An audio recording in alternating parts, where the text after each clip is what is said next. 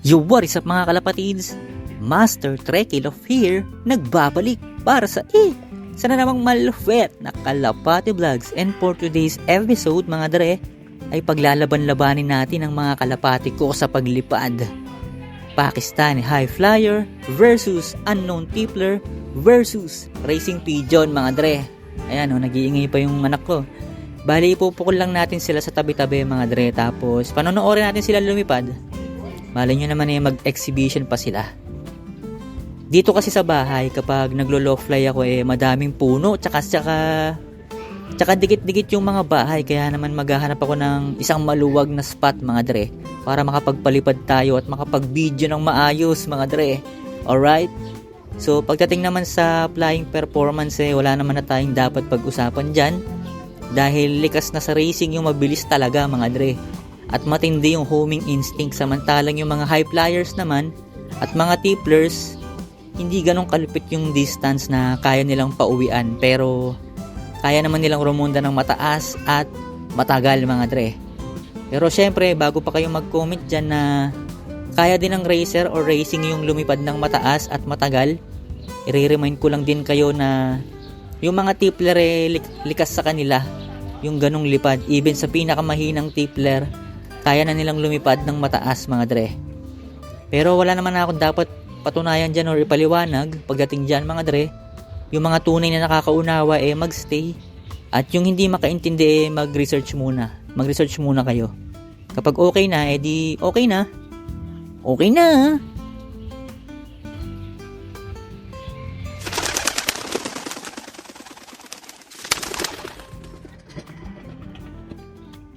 Good morning mga kalapatids. Isang napakalamig na umaga, pero mukhang nagiinit naman na itong kalapati natin at gusto na namang lumipad. Ayan. So pakainin na natin sila mga dre, dahil sasabak na naman uli sila sa makulit na training mga tol. Ayan. So unti-unti na nating inaabot yung pangarap natin or yung pinaplano natin na makapagpalipad sa magagandang lugar at unti-unting maibalik yung travel vlogs na ginagawa ko sa channel na to, and para mapagsama yung Kalapati Vlogs at travel vlogs mga dre. Ayan. So first time in the Philippines. Ayan. Dahil wala ako masyadong binatbat sa mga kalapatistang nagbablog, gagawa ako ng something unique dito sa channel ko mga dre. First in the Philippines, moto fancier mga dre. Moto vlogger na.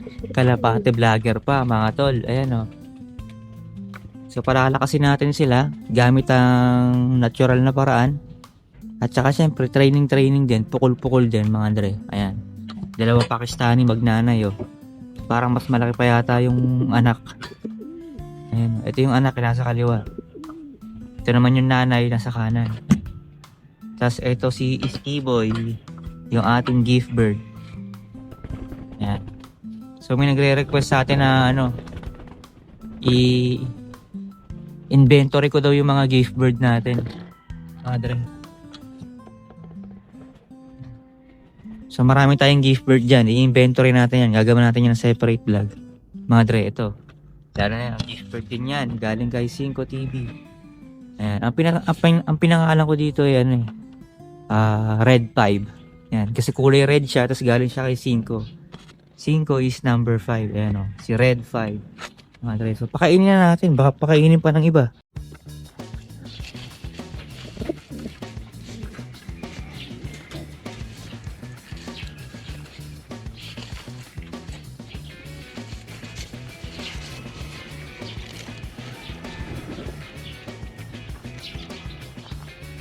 Yan sumunggab kagad yung kalapati ni Nick Oy si Nick Eyes.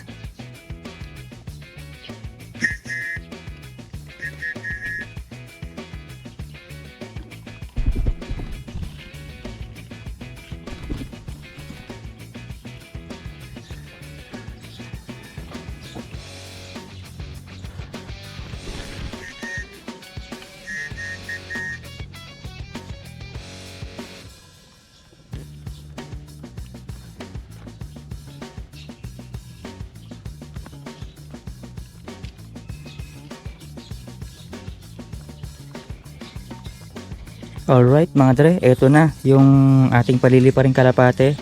Dito sa ibabaw, mga tipler, yan. 4 na tipler tapos 4 na racing kasama si Ichiboy mga dre.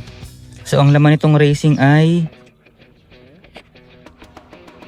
meron pala ditong isang Pakistani, yung matured na Pakistani, si Ichiboy, si Steboy at saka si Black Daggett. Tapos dito naman yung mga tipler na young. Tapos merong isa na papunta ng medyo may edad na ng konti. Pero young pa rin naman mga dre. Alright. Tapos balita nga pala dun sa kay Black Daggett, napanood niya yung video natin at binibigay na lang daw niya bigla. Ayan. Diyan na muna. Hindi, yun ang sabi niya. Diyan na muna. Boss, kahit pangalanan mo na lang muna yung kalapate, just dyan na muna. Yan. Pag may time na lang daw siya, doon na lang daw niya kukunin. Tapos, yun, nag-reply naman ako na sige. Hindi na nag-reply, mga dre. So, yun na muna siya. So, simula ngayon, ang papangalan natin kay Black Daggett ay Mortred. Ayan. Siya si Mortred. Ayan. So, sa mga nakaka-relate kung sino si Mortred or nakakaalam, comment below mga tol. So tara, magpalipad na tayo at bibili rin ako ng kalahating tray na itlog at patatas dahil may lulutuin kami para sa New Year. Siyempre, gaya ng dati, kwentuhan tayo sa daan dahil bibili ako. Kamatis. Hinog na hinog. Ano pala, eco bag, 30 na. Ano na lang. So napag-utusan pa nga, pahabol. Pero bibili naman talaga ako Patatas lang sana bibilin ko, pero yung pala pahabol, bell pepper. Happy New Year sa lahat mga dre. Happy New Year, Merry Christmas sa lahat mga tol. Sana maisakatuparan nyo na yung mga na-delay na mga plano nyo nitong 2026. Isa pa nitong 2025 mga dre, yung mga na-delay, yung mga hindi pa na natuloy or hindi pa nag-fully success na plano nyo ng 2025, sana maitodo nyo na at makatagos kayo ng mga planuhan at mga execution sa buhay nitong 2026 or parating na 2026 mga dre. Diba? Whether it's sa kalapate, sa career, kung kinangina lahat na.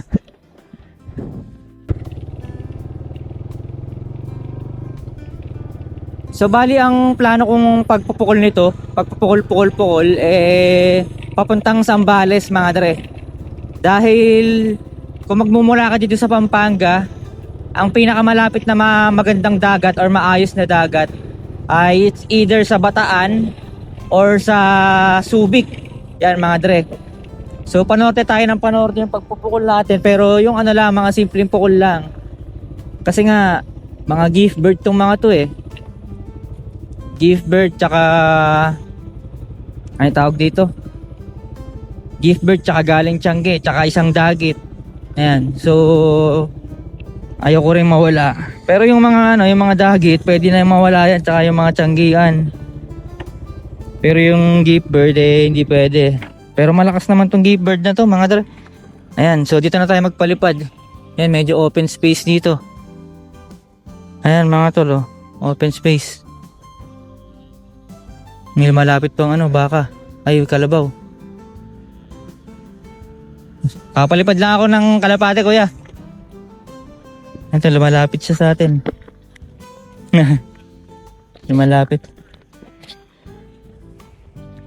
Ayun na, lipad na. Lipad na. Ayun na, lipad na. Lipad na. Ayun na, nagkaagulo na sila. Lipad na mga tropa. Lipad. Ayun na, nagliparan sila. Binubuo pa nila yung formation nila mga tol. Ayan Yun o, ang bilis na no. Bilis. Ang bilis. Saan sila nagpunta? Ayun na.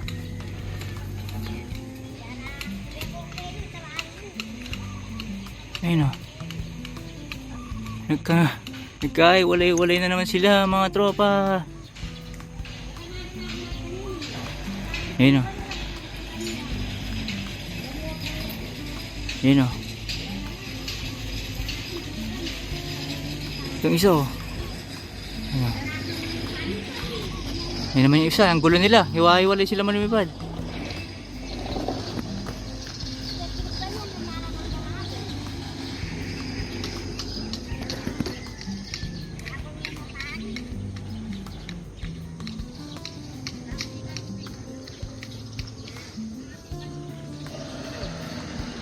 Ayun o.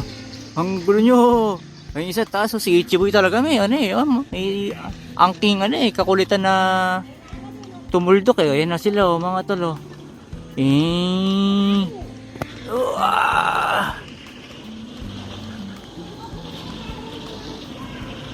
Okay, pwede na siguro yan mga dre.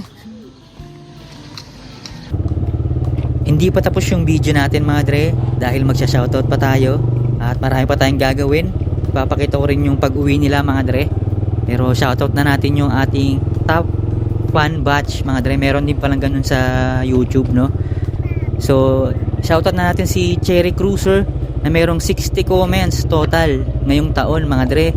At si Angelic Rider na merong 62 comments. At si Neben na merong 72 comments na. Ayan, at si Master Nick Oy na nagbigay sa atin ng kalapate na merong 81 total of comments mga dre. At ang top 2 sa atin ay si Mitchell Angeles na may 101 comments mga tol. At ang number 1 sa ating top fan batch na may pinakamaraming comments ngayong taon ay si Master Boswell Takamura na mayroong 110 comments mga dre. Maraming salamat sa mga suporta at komento nyo. Meron pa akong ibang shoutout at lilitaw na lang yan sa inyong mga screen. Nandito na tayo sa bahay mga dre oh. Si Ichiboy tsaka si Black Dagit nandito na mga tropa. Ayan oh, si Mortred na tatawag natin dyan. Nagkakape na oh, kakauwi ko lang. Nagkakape na yung dalawa. Ayun oh, nagre-relax. Si Ichiboy medyo nakatago. Ayun oh. Ayan, labot yung ulo. Ayan. Yung yellow saddle, hindi ko sinama sa paano yan, sa palipad. Dahil importante sa akin yan, ayaw mawala yan dyan. Dyan lang sila dyan, ikot-ikot lang. Yung mga rare color, yung mga malulupit, dyan lang muna. Si Steve Boy, nandito na rin pala. Atras lang tayo ng konti. Nandun na.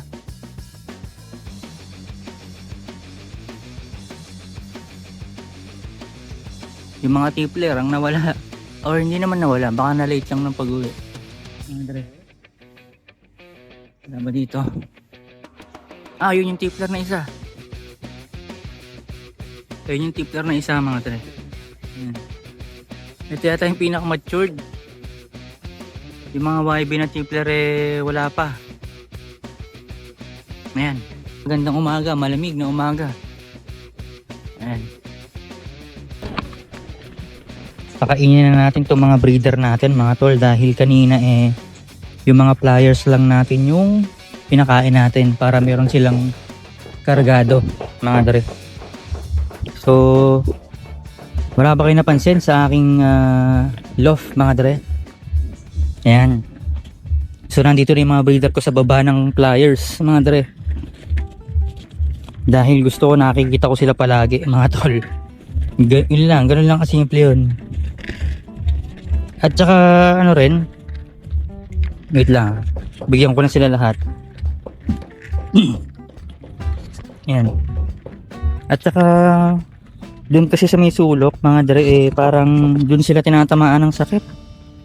Hindi sila naaarawan, tapos kulob. Ito dito oh. Yan oh. May pumapasok din na sinag ng araw dito. Pero banda rito kasi banda rito, ito sinabit ko lang to. Banda rito kasi yung mga nangangamatay na wala namang sakit, bigla na lang pumaplakda.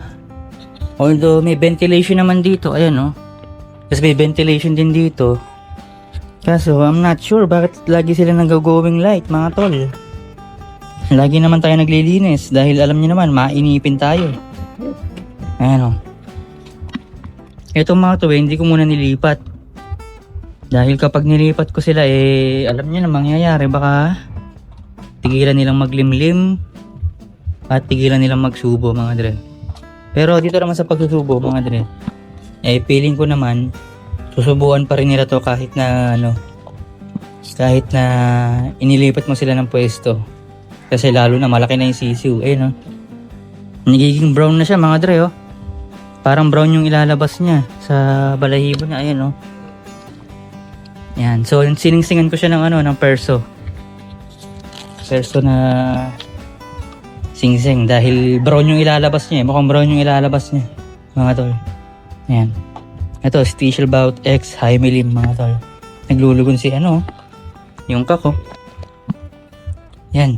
So yung mga basher ko dyan, magparamdam na kayo. Merong isang basher, nalilito ako Yung iba parang nag-retiro na. Yung iba naman naging supporter na.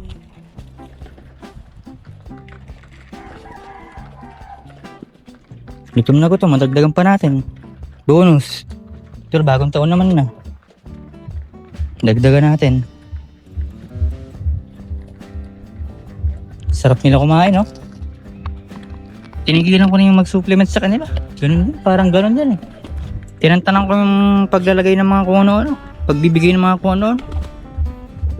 Lalo na dito, mga tol, nakalak siya. Ito talaga, purga lang ginamit ko rito. Hindi ko man lang pinaliguan yung mga yan. Purga lang, purga. Alagang tamad by by ex machina. Ayun Nakalak sila tapos yung susi nito nakatago. Bubuksan ko lang to kapag titignan ko kung fertile yung itlog na nililimliman nila. Magkape muna tayo dito mga dre Nagkape na ba kayo? Magkape na kayo. Timpla na kayo ng kape Ayun Habang pinagmamasin yung mga kalapati natin dyan na napakagandang mga Apollo, ang hype na yan. Ayun kape tayo lahat. Yung mga basher ko dyan, hindi ko na nakikita. Madalang na lang, hindi yata kayo active. Nagkape kayo, baka hindi kayo magising ha. Yung mga basher ko dyan bigla-bigla na lang nagiging supporters. Tapos meron naman dyan, paiba-iba ng mood. Si Boy Donut. Paiba-iba ng mood. Minsan basher, minsan supporters. Nalilito ako. Kaya minsan hindi ko alam kung pupusuan ko o i-ignore ko na lang o di-delete ko Parang minsan minsan mabait Tapos yung isa dyan, si Malupit na Lop na lang. Itago na lang natin sa pangalang Malupit na Lop mga dre. Dating basher bigla na lang nag-comment ng ride safe, mabuhay ka hanggang gusto mo. Ayan. Hindi ko alam kung nagbabanta o supporters na talaga Pero sana supporters. Tapos yung isa naman dating basher na sarcastic. Biglang nagiging supporters. Lalo na nung nakita niya na kasama ko yung asawa ko sa vlog na sobrang supportive, bigla na lang siya naging supportive din. Bumilib yata dahil yung asawa raw niya hindi siya sinusuportahan, mga dre. Ayun medyo na-earn yata yung respect. Na-earn natin yung respect niya. Ganyan talaga. Kailangan maging matinong tao ka, hindi lang sa pagkakalapate, pati sa pagiging mabuting asawa. Ganun yan. Kaya magiging susuportahan ka talaga yan kung balance yung buhay. Kaya mga dre, bilang naman. Maraming salamat mga tol.